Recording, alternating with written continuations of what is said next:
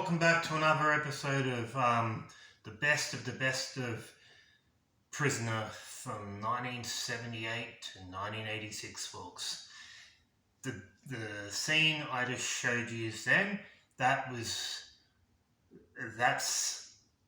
an episode I think is brilliantly written, because Judy Bryant gets her revenge after a year of what Jock Stewart did to Judy's girlfriend, Sharon Gilmore, because Jock Stewart was a screw at Wentworth.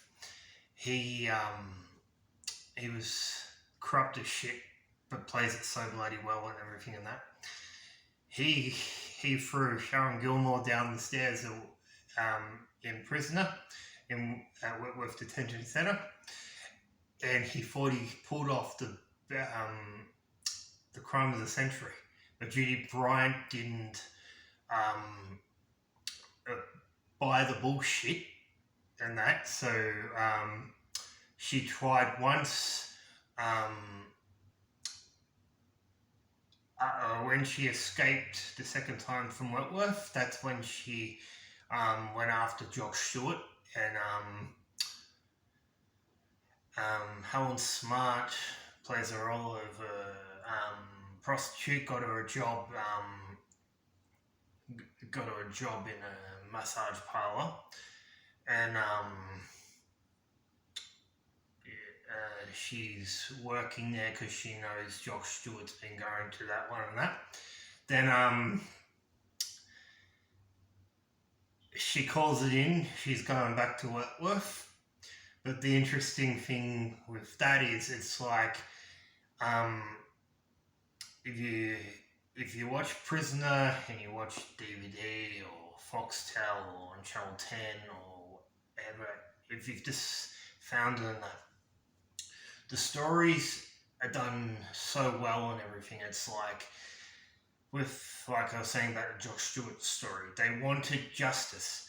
Judy waited so long to take care of Jock Stewart, and that was the final showdown between Jock Stewart and Judy Bryant. But I think that's a brilliant bit of acting and everything in that. It's like, because he went to prison, he got out, then Judy ran into him at the races, because Judy's daughter Laurie got married and they come to Melbourne and helped her get an apartment, and helped her get a taxi license back and everything and that. But yeah, there's a lot of good episodes in 1981, and it's like, I love the showdown between Judy Bryant and Jock Stewart, and I love how she is not going to stop at anything to get rid of him, because what he did to her, and how he killed Sharon Gilmore about a year earlier and that. But I love the writing and how they you got to remember, this is over 40 years ago for the series and that, but it's like, it's just so much, it's so entertaining and everything in that. It's like, the storylines don't get old. It's like, it's why it's so loved. It's why it's so loved still today. It's like, every once in a while, it will be re-released on DVD. Big success. Viavision own the rights to Prisoner and everything and that. But yeah. But what I'm going to show you is something interesting. Just hang on. Alright. I went to Sabres today. That's what we have here in Australia. It's like the Salvation Army. They have DVDs, Blu-ray, books, everything, clothes, everything. And I've already got these, but I thought, oh my god, this is a bargain. I bought Volume 2 of Prisoner. This is the original release from 20 years ago, folks. Cost me $4.99. Now, this is a bargain. This is an absolute bargain I got today, folks. And this does have some special features on here. It's not audio commentaries on here, but yeah. And the artwork on here is really nice. $4.99. I even asked them if they had any more out the back, because I would have grabbed a whole lot of them if they did. And that. Awesome. Then the discs.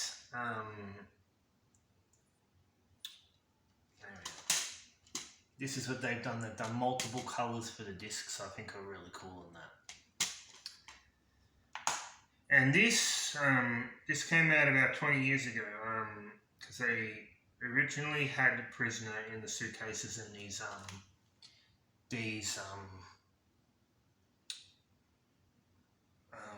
blue editions of this cool. And that. Then I got Volume 4. I love the artwork here. B. Smith and Doreen and Jim Fletcher. Really cool artwork. Really cool. And that. Really nice. And this is episode 49 to 64, folks. Really nice. And that. Some of them have audio commentaries. Val Lehman played B. Smith, did some audio commentaries for a couple episodes. She did 327, everyone's favourite episode, the fire one and that. Then there's another one. I know it's 300 and something. It's when Margot Daphne.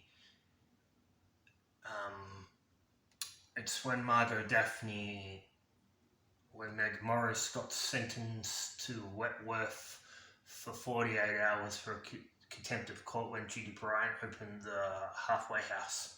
Margot Daphne escaped from Barnhurst and went to the halfway house, then stole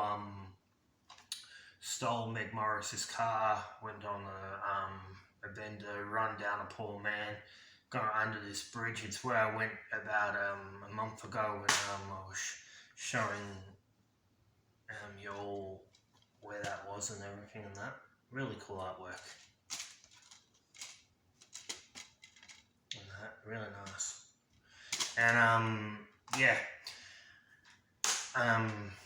B told everyone no one touches Meg Morris, because Meg Morris actually stuck up for Judy Bryant and all the women for the halfway house and was not going to see that get into jeopardy because of Margot Daphne and that. So Margot Daphne, Chrissy Latham and B decided to teach Margot Daphne a lesson because she roughed up Meg Morris and that. Then what happened is they were in the shower block and B and Chrissy Latham tip over tar all over her, and they've got like, I think it was a pillow, they poured all like this hot tar all over her, then they sprinkled this like pillow over her and all that. And after the ad's over, Erica Davidson goes, this is the worst thing I've ever had to deal with. But it's like, B knows how to give out justice. It's like Margot Daphne doesn't listen to what B says. It's like in episode 327, the fire one. B said to Chrissy, I want a small fire, not burn the whole joint down and everything. But it's like Margot didn't listen, so B had no problem with actually teaching her a lesson. I think the way B was the top dog and ran Wentworth was really cool, and I can see why so many people in Australia, the UK, around the world still love Prisoners to this very day, and how it's actually drawn a whole new audience and everything, because it plays 365 days a year on bloody Foxtel. Then Channel 10, because they originally owned it, they put it on the Channel 10 app. It's like, yeah, people watch it every day of the week. It's one of those programs. I think it will never disappear. The actors, they're getting older. A lot of them have passed away and everything and that, but it's like, yeah, Prisoner is bloody good show, folks.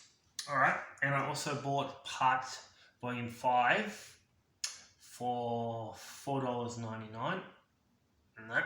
I even asked them to check out the back to see if they had any more, but they didn't. And that. And I'll tell you all a secret about Prisoner. I found this out a while ago. On some of the episodes, and that,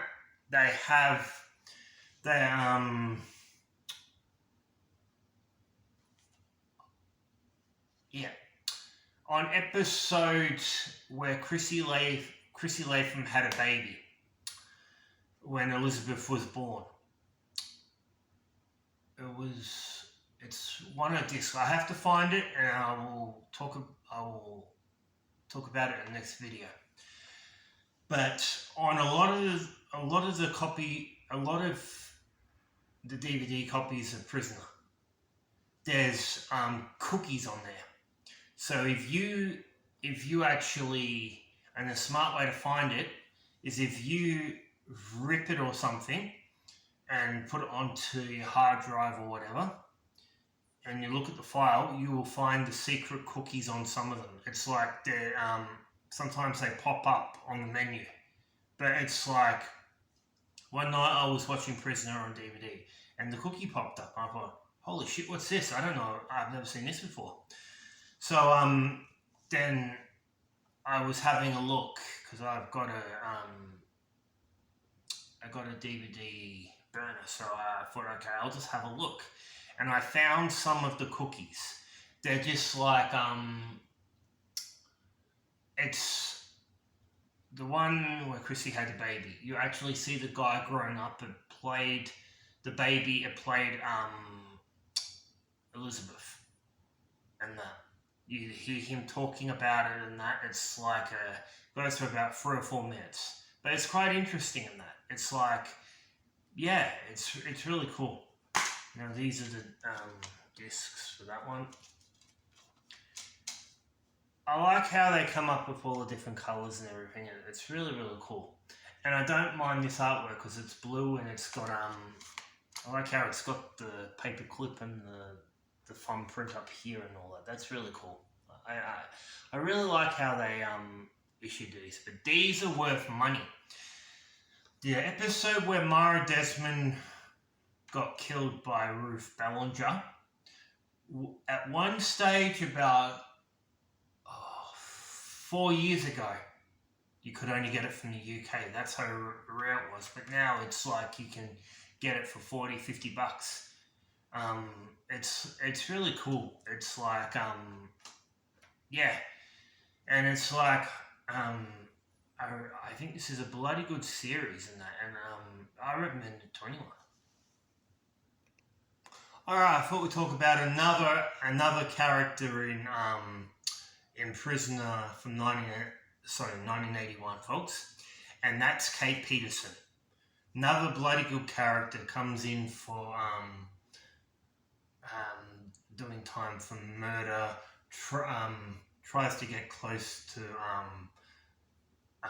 Colin Powell, helps her actually get to be get her promotion so she can be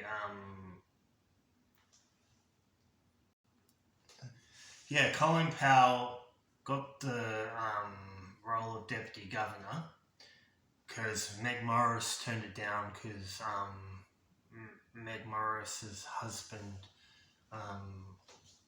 told her if you take the role, then he was going to divorce her. But Meg Morris stayed on. Then you've got Colin Powell, another bloody good actor, died about nearly 4 or 5 years ago. Was in Country Practice,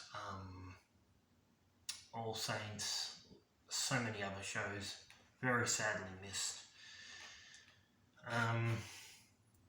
Yeah, Kate Peterson plays a psychopath, but really plays it like can turn off emotions. It's like there's a scene in one of the episodes, she's starting to like lose her mind and everything, and that she's starting to think all the women against her and all that. So there's a scene where she's choking Judy Bryant, and you see like you see they've got the camera right there, and it's like you feel like her eyes are going to pop out. That's who. It's like she's met the devil or something. Then it's like if she was ratting out on all the prisoners on Sandy Edwards' different like her drug racket she had going in Wentworth, all the other scams and everything and that. It's like Colleen Powell, then she was doing business with respect to Grace, because she wanted to get off her murder charge in the show and everything. So what she did is she was turning against B. Smith, Sandy Edwards, and the other women, and she was having meetings with respect to Grace. Another great actor has passed away. He was played one of the detectives in Prisoner. He was in Blue Heelers. He was in so much other stuff. Another great actor who went about, I don't know, 4 years ago and everything and that. But it's like Kate Peterson is another bloody good character in 1981 and that. It's like it's nothing she can't play. It's like she passed away too, but her acting is so bloody good and everything and that. It's like she was very good at what she did and everything and that, but it's like she thinks she's pulled off The Perfect Crime, also trying to bribe, offer money to Colleen Powell and everything, but she goes, I should remind you of the charge of attempting to bribe an officer. She has this laugh and this innocence about her. It's just played so bloody well and everything and that. Then she kills Sandy Edwards, but you don't see it, and somehow dumps her into a rubbish truck, and you're made to believe she's escaped. But it's like then another legend actor comes in later on, is the Freak, Officer Joan Ferguson. It was there, I think it was episode 280 to the very end and that, but she's another legend. Then in 1981 you had Steve Faulkner come in. He was corrupt too. He was having an affair with Sandy Edwards and that, but he died, I think, in the early 90s or something. He was a bloody good actor too in that. It's like after he left Prisoner, he went and did some theatre show with Mel Gibson, I hear, and that. But yeah, well, I'm Chris. I hope you liked this video. Subscribe, like, comment, continue to watch, because I'm planning to do a really big Prisoner location. I'm not going to say where it is in that, but that will be coming in a week or so. I'm just organising to put it together. Yeah, and don't turn off from watching because it's not over yet. But bye for now, folks.